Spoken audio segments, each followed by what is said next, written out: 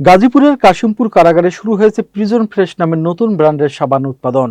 গত ৬ জুলাই উদ্বোধন হওয়া এই কারখানায় বর্তমানে ৩ ধরনের সাবান তৈরি হচ্ছে, যেখানে সরাসরি কাজ করছেন কারাগারের বন্দীরা।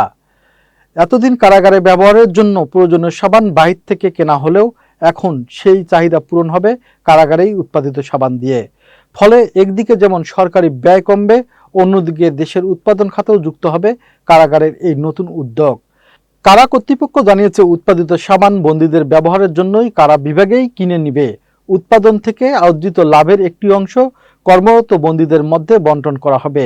এতে তারা কারাবন্দী অবস্থাতেই বৈধভাবে আয়ের সুযোগ পাবেন এবং মুক্তির পর নতুন জীবন শুরু করার জন্য আর্থিক সঞ্চয় গড়ে তুলতে পারবেন। বন্দীদের দক্ষ করে গড়ে তোলা কর্মমুখী প্রশিক্ষণের মাধ্যমে পুনর্বাসন নিশ্চিত করা এবং অপরাধমুক্ত স্বাভাবিক জীবনে ফিরতে সহায়তা করার লক্ষ্যে কারা কর্তৃপক্ষের এই উদ্যোগকে একটি ইতিবাচক ও সময় উপযোগী পদক্ষেপ হিসেবে দেখা হচ্ছে।